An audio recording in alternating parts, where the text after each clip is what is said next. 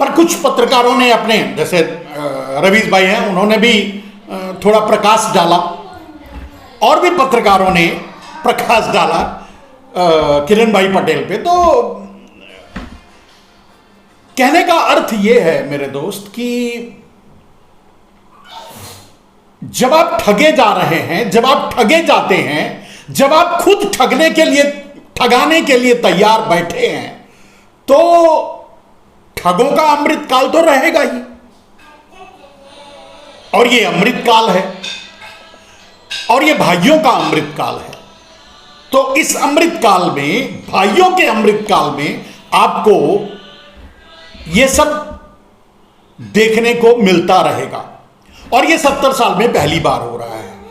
केतन भाई क्या कहते हैं, किरण भाई पटेल के अगर कारनामे को देखा जाए, उनके कांड को देखा जाए, जैसे गौतम भाई अडानी के कांड को देखा जाए, और नीरव भाई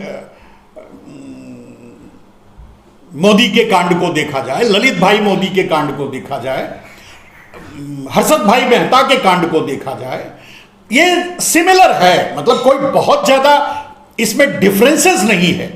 ये देश के संसाधनों का, अब किरण भाई पटेल ने क्या प्रयोग किया है, होटलों का आनंद लिया है, कश्मीर घूमा है, और जेड प्लस सिक्योरिटी का आनंद लिया है, जो भी है वो, तो उन्होंने व्यवस्था का उपयोग, और वही केतन भाई पारक ने भी किया था, वही नीरव भाई मोदी ने भी किया था, वही हर्षद भाई मेहता ने भी किया था, वही गौतम भाई अडानी ने भी किया है, वही किरण भाई पटेल ने भी किया है।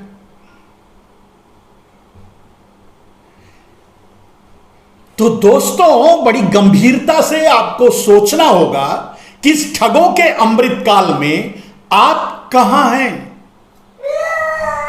मैं हमेशा याद दिलाने की कोशिश करता हूं कि जहां जेड प्लस की सिक्योरिटी ली जा रही है, कई लाख करोड़ का आनंद लिया जा रहा है ठगी के जरिए, और पूरा का पूरा 250 लाख करोड़ के आसपास, 200 लाख करोड़ के ऊपर का काला धन अंडरग्राउंड करके उसका आनंद लिया जा रहा है। विनोद भाई अडानी द्वारा, गौतम भाई अडानी द्वारा, मेहुल भाई चौकसी द्वारा, नीरव भाई मोदी द्वारा, ललित भाई मोदी द्वारा, वगैरह वगैरह। अब नया नाम किरण भाई पटेल द्वारा। तो लेकिन आप अपने आप को कहां पाते हैं, मेरा सवाल यह है। अभी मेरा सवाल 80 करोड़ से है, और बहुत जल्द मेरा सवाल 140 करोड़ से यही सवाल होगा। अभी 80 करोड़ लोगों के हाथों में कटोरा है 5 किलो अनाज का, जिसकी वैल्यू 100-125 रुपए होगी। तो आपको तो 100-125 रुपए के लिए लाइन लगाना है, और सरकारी संसाधनों का, सरकारी सुविधाओं का आनंद तो भाई को लेना है। भाई ले रहे हैं, है ना, खुश होना चाहिए। वैसे हमको गाली देने वाले हमारे बिहारी और उत्तर प्रदेश के भाई ही होते हैं।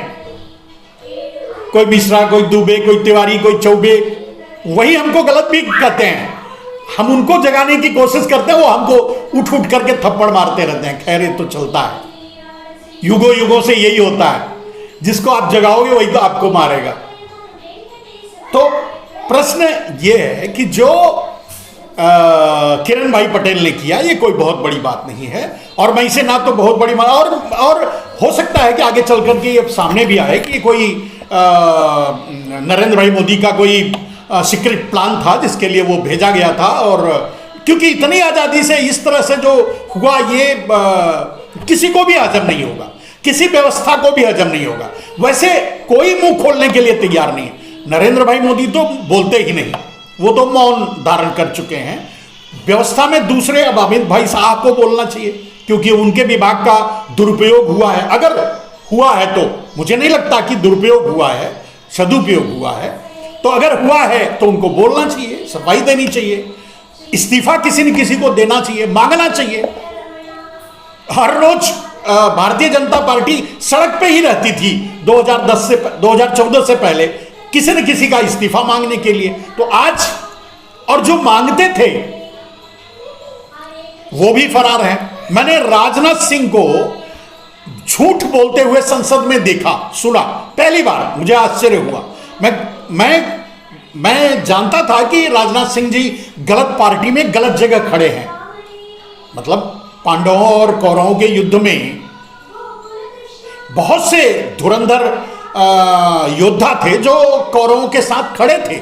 इसको मैं समझ सकता हूं, मजबूरी हो सकती है, उनका कमिटमेंट हो सकता है, लेकिन झूठ बोलते हुए जब मैं राजनाथ सिंह जी को सुना तो मुझे आश्चर्य हुआ, तकलीफ भी हुई।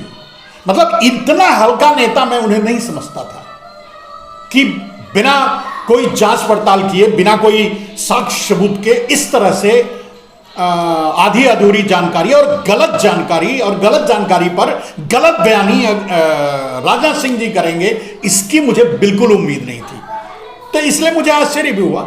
इसीलिए मैं राजनाथ सिंह से जी पूछा भी कि अगर आप कहते हैं कि राहुल गांधी ने विदेश में जाकर बैठ करके लोगों से ये कहा कि आइए हमारी मदद कीजिए, किसी भी मामले में हो तो गलत कहा है, लेकिन अगर कहा है तो उसका प्रमाण दीजिए।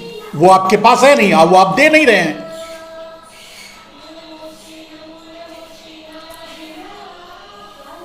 अब दोस्तों,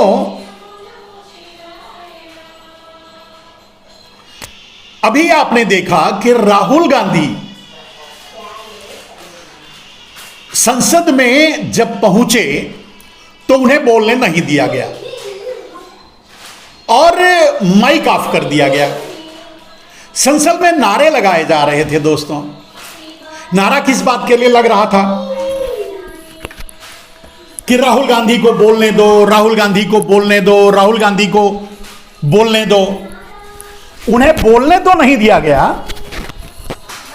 और माइक ऑफ कर दिया गया। है ना आश्चर्यजनक घटना। और वैसे राहुल गांधी यही आरोप लगाकर संसद में गए थे। एक दिन पहले उन्होंने प्रेस में आकर के बस इतनी ही बात कही थी कि मुझे उम्मीद नहीं है कि मुझे बोलने दिया जाएगा, फिर भी देखते हैं। और जब वो संसद में पहुंचे, जब ये नारे लगने लगे कि राहुल गांधी को बोलने दिया जाए, तो माइक ऑफ कर दिया गया। वही हुआ जो राहुल गांधी बाहर कहते थे। अब आप खुद समझ सकते हैं, यानी राहुल गांधी ने जो कहा वही हुआ।